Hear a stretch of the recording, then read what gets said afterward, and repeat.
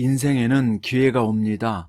그것이 재물이든 명예든 건강이든 사명이든 하나님이 주신 기회가 있습니다. 그 기회를 어떻게 사용하느냐에 따라 좋은 열매를 맺을 수도 있고 나쁜 열매를 맺을 수도 있습니다.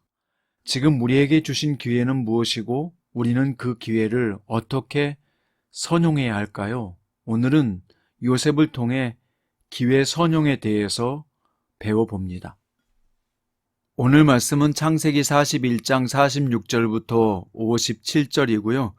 그 중에서 53절부터 57절까지 읽겠습니다. 애굽 땅에 7해 풍년이 그치고 요셉의 말과 같이 7해 흉년이 들기 시작하매 각국에는 기근이 있으나 애굽 온 땅에는 먹을 것이 있더니 애굽 온 땅이 굶주림에 백성이 바로에게 부르짖어 양식을 구하는지라. 바로가 애굽 모든 백성에게 이르되 요셉에게 가서 그가 너희에게 이르는 대로 하라 하니라. 온 지면에 기근이 있음에 요셉이 모든 창고를 열고 애굽 백성에게 팔세. 애굽 땅에 기근이 심하며 각국 백성도 양식을 사려고 애굽으로 들어와 요셉에게 이르렀으니 기근이 온 세상에 심함이었더라. 아멘. 오늘 말씀의 제목은 기회를 악용하지 말고 선용하라 입니다. 당시 이집트는 고대 근동의 가장 부강한 나라였습니다.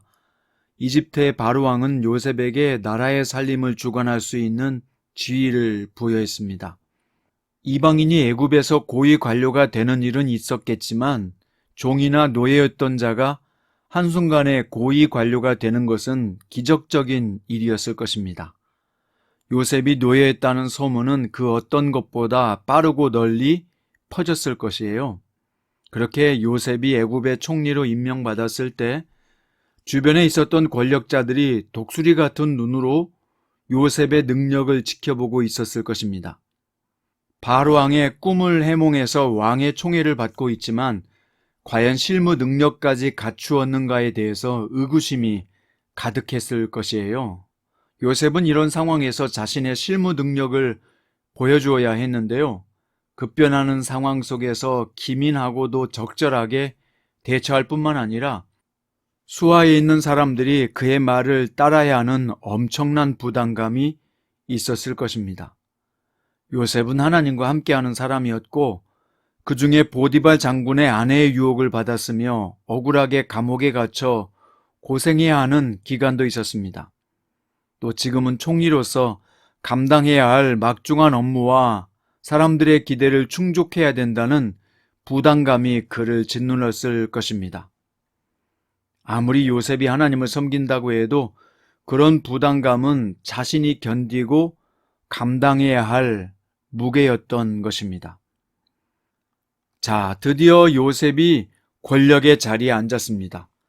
이제 그는 무엇이든지 할 수 있는 위치에 올라선 것입니다. 이때 사람들은 보통 그동안 자신에게 고통을 주었던 사람들에게 복수하거나 자신에게 이로운 방향으로 모든 일을 끌고 가는 것을 하게 되는데요. 요셉은 2년 반이라는 시간 동안 억울하게 감옥에서 보냈지요. 요셉은 총리로서 우선적으로 자신에게 강간 미수범이라는 누명을 씌운 보디발의 아내를 불러 죄를 물을 수도 있었을 것입니다. 하지만 창세기를 기록한 저자는 그런 일은 일체 언급하지 않았습니다. 오히려 요셉이 총리직에 임명됨과 동시에 그 직무를 수행하기 위해서 애굽 온 땅을 순찰하고 다녔으며 7년 풍년의 소출을 저장하는 일에 전심전력했다는 것을 기록하고 있습니다. 저자는 요셉의 모든 일이 순조롭게 진행되고 있다는 것을 보여주기 위해서 아내 아스낫을 통해서 므낫세와 에브라임을 낳았다는 것으로 일의 형통함을 증명하고 있습니다. 하나님이 보여주신 예언대로 7년 풍년 후 7년 흉년이 들기 시작하자 요셉은 그동안 쌓았던 모든 창고를 열어서 애굽 백성들과 각국의 백성들을 기근에서 구하는 일을 시작했습니다. 우리는 이 요셉의 행동을 통해서 무엇을 배울 수 있을까요?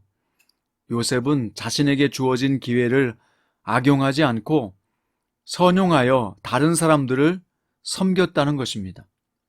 요셉은 바로의 꿈을 해몽하고 기근이라는 위기에서 애굽을 구할 사람으로 선택된 것이죠.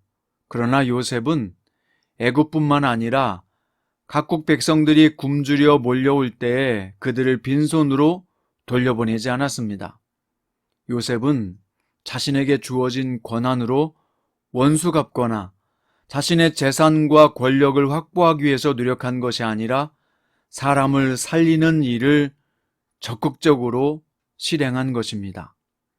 사랑하는 성도 여러분, 주님이 우리에게 주신 기회를 선용하는 것은 무엇일까요?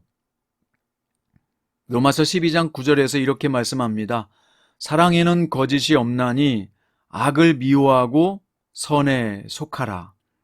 또 17절에서는 아무에게도 악을 악으로 갚지 말고 모든 사람 앞에서 선한 일을 도모하라.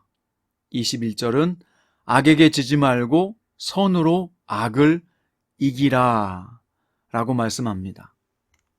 적극적으로 선을 행하는 것이 악에게 지지 않고 악을 이기는 비결이라고 말씀하신 것입니다.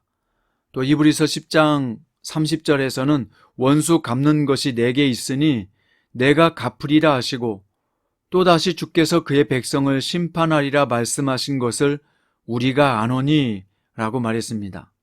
원수 갚는 것은 주님께 있고 그 권한을 주님께서 사용하실 것이라고 말씀하신 것입니다. 기회를 악용이 아니라 선용으로 행했던 멋진 믿음의 사람의 행동이 사무엘상 26장에 나오는데요.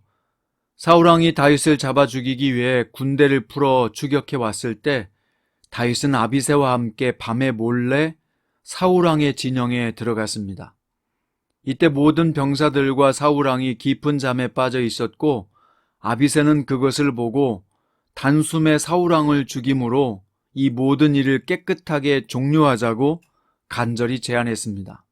하지만 다윗은 사울왕의 머리맡에 있었던 물병과 창을 가지고 몰래 빠져나왔지요. 그리고 건너편 산꼭대기에 올라가서 이렇게 사울왕의 군대를 향해 외쳤습니다.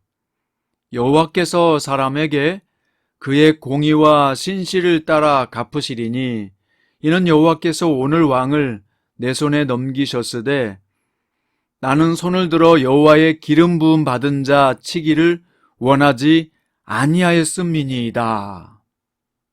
다윗은 자신에게 주어진 기회를 선용한 것이죠. 요셉처럼 말입니다. 예수님은 하나님의 아들로서 세상에 오셨지만 세상을 심판하지 않고 구원하시려고 자신의 육체를 십자가에 바쳐 모든 사람을 살려내고자 하셨습니다. 그 누구도 할 수 없는 가장 선한 인류애를 실천한 것이죠. 하나님으로서 말입니다.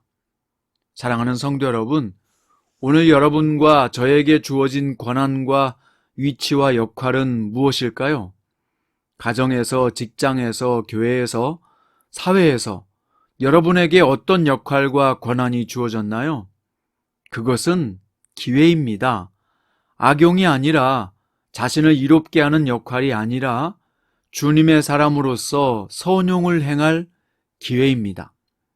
사랑하는 성도 여러분, 적극적으로 선을 행하십시오. 아주 작은 일이라도 선을 선택하시고 실천하십시오. 그것이 주님의 말씀처럼 한 알의 밀알이 땅에 떨어져 썩어 많은 열매를 맺는 비결일 것입니다. 어쩌면 그것이 피켓을 들고 광화문 내거리에 나가 기독교인의 권리를 달라고 고함을 치는 것보다 더 영향력 있는 역할이 될 수 있을 것이라 생각합니다. 사랑하는 성도 여러분과 저에게 기회를 악용하지 않고 선용할 수 있는 복된 한 주간이 되시기를 주님의 이름으로 축원드립니다. 기도드립니다. 사랑하는 주님, 요셉처럼 다윗처럼 권한이 주어졌을 때 기회를 선용하게 해 주십시오. 기회를 선용할 마음을 주시고 적극적으로 행동하게 하시고 주님의 주실 결과를 기다리게 하소서. 나의 가정과 직장과 나의 사업장과 사명의 자리에서 선을 행할 수 있도록 주님 오늘 또 인도하여 주옵소서. 예수님의 이름으로 기도드립니다.